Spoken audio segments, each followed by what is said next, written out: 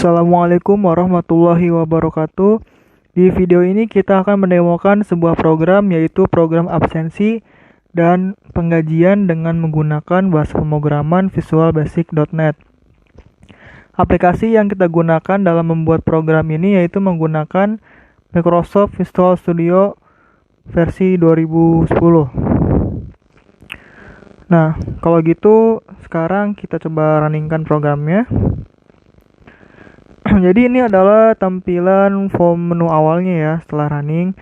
Di sini ada absen karyawan dan juga login. Absen karyawan ini berguna ketika karyawan akan melakukan absen, dan login ini ketika admin maupun user akan melakukan input dalam aplikasi penggajian.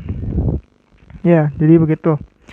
Sekarang kita coba untuk absen karyawan. Dalam absen karyawan ini terdapat ID karyawan, tanggal absen, ID karyawan, nama karyawan, jabatan, dan juga jam absen. Untuk tanggal dan jam ini kita otomatis ya sesuai dengan karyawan ketika melakukan input absen. Untuk di sebelah kanan ada cari, kita klik tombol cari. Nah, ini adalah ID karyawan dengan nama karyawan, agar tidak terjadi salah input ID karyawan. Sekarang kita coba input absennya. Kita coba ID karyawan yang Cayo ya. Maka di sini muncul otomatis nama karyawan dan jabatannya Cayo, jabatan mekanik. Kalau gitu kita klik masuk saja. Input data berhasil, maka data telah berhasil tersimpan ke dalam database. Sekarang kita login. Nah, dalam login ini ada kode admin dan juga password.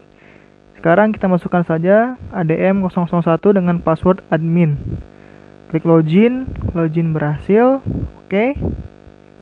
Ini adalah menu utama dari aplikasi penggajian ya. Nah, terus juga ini di dalam aplikasi penggajian ini terdapat menu master, transaksi, laporan, utility, dan juga logout. Dalam menu master sendiri, coba kita buka. Ada user, tunjangan, potongan, karyawan, dan juga akun. Karena jalannya sistem dalam data master ini sama, maka kita sekarang coba salah satunya saja. Kita coba yang data karyawan. Di karyawan ini ada ID karyawan, nama karyawan, jabatan, gaji pokok, tunjangan jabatan, tunjangan keluarga, tunjangan anak, uang lembur, uang makan, uang transport, status pernikahan, dan juga jumlah anak. Nah, sekarang coba kita inputkan data karyawannya ya. ID-nya bebas. Kita tidak menggunakan kode otomatis karena biasanya ID ini tergantung tahun masuknya ya. Nah, namanya Fikri misalnya. Jabatannya juga kita sesuaikan, akunting. Gaji pokoknya 3 juta. Uang makannya kita masukkan 20.000. Nah, status pernikahannya di sini belum menikah, maka jumlah anaknya 0, tidak usah diisi. Kita simpan. Input data berhasil, maka data telah berhasil tersimpan. Kita cek. Nah, ternyata sudah ada ya, dengan nama Fikri sudah tersimpan dalam database yang tampil dalam data grid view. Sekarang gimana kalau misalkan kita mau mengedit gitu, mau mengubah data salah satu data karyawan. Coba kita edit yang Fikri ya. Kita edit ini, kita klik, muncul datanya di atas. Kita misalkan mau menambahkan uang transport nih, misalkan ada 25.000. Sudah kita isi, maka kita simpan lagi. Update data berhasil, klik OK. Coba kita lihat apakah sudah menambah datanya. Nah, sudah ya, 25.000 pada uang transportnya.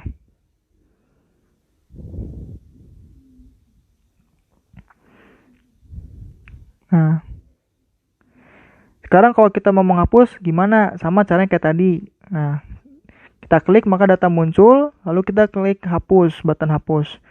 Yakin akan menghapus, akan dihapus, klik yes. Maka hapus data berhasil, data akan terhapus. Coba kita cek. Dan benar, data karyawan sudah terhapus dari database. Kita close. Sekarang kita coba untuk menu transaksi ya. Transaksi penggajian. Nah, penggajian ini itu ada ID gaji, tanggal entry, ID karyawan, nama karyawan, terus pernikahan, jumlah anak, ada ID rekap, jumlah hari kerja, dan juga admin yang mengakses aplikasinya. Ada juga tunjangan dan juga potongan ya. Nah, cara pertamanya kita di sini bisa klik cari.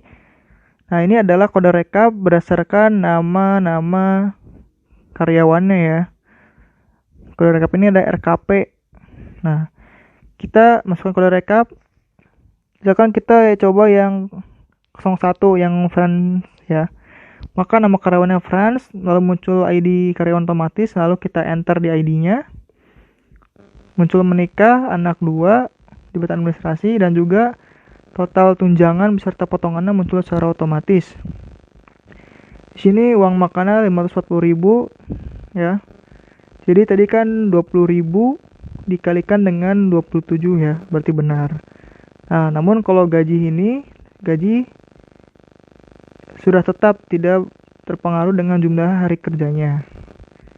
Ya, jadi begitu.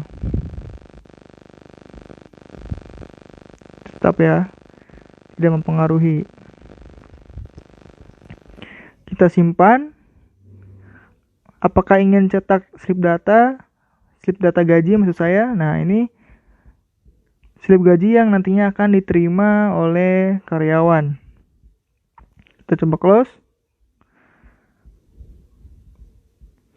Sekarang kita coba yang menu jurnal umum. Di sini ada ID jurnal, tanggal, ID gaji, ada periode, ada keterangan, dan juga ada kode akun, nama akun beserta posisinya. Sini kita klik cari. Nah, sini ada akun dan juga ada gaji ya. ID gaji dan jumlah gajinya.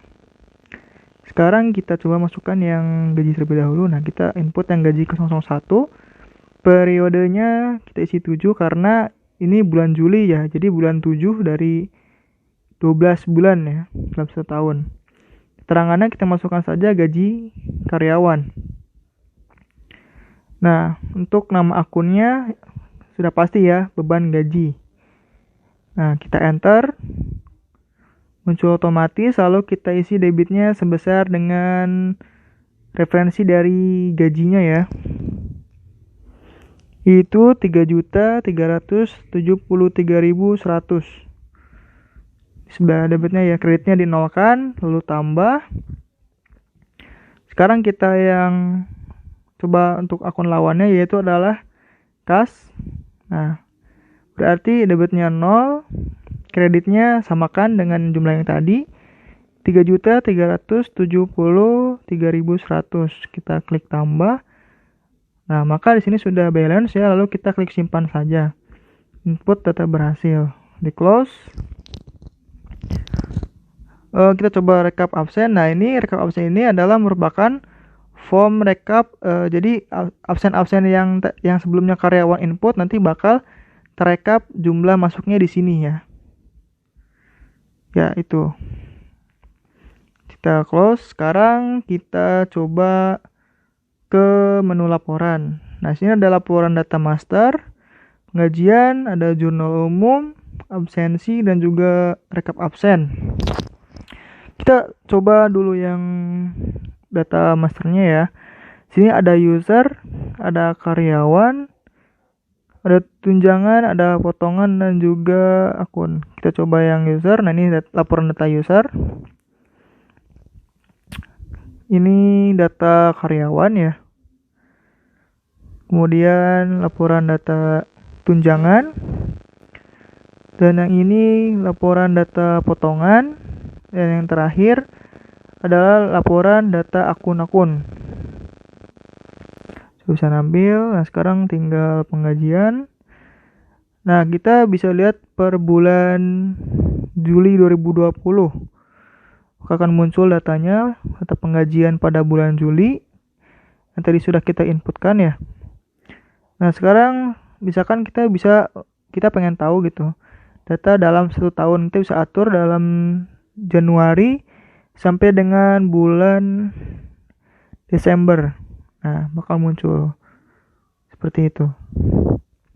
Karena ini cuma baru satu ya, jadi yang muncul hanya satu. Sekarang jurnal umum sama seperti tadi, kita bisa lihat dalam jangka waktu 1 tahun dalam Januari hingga bulan yang kita mau gitu ya. Nah, sekarang untuk yang bulan Julinya kita bisa lihat ini sudah tampil. Terus yang absensi kita mau lihat yang hari ini bisa tampil. Kemudian yang bulan Juli juga sudah bisa. Kita close, kita sekarang yang absen. Nah, ini kita lihat yang bulan Juli saja misalnya. Sudah tampil ya. Kita close. Kemudian utility ini ganti password ya. Nah, ini itu adalah form yang berguna ketika admin atau user ingin mengganti password lama dengan password barunya. Oke, sekian video kali ini. Untuk kurang lebihnya mohon maaf. Assalamualaikum warahmatullahi wabarakatuh.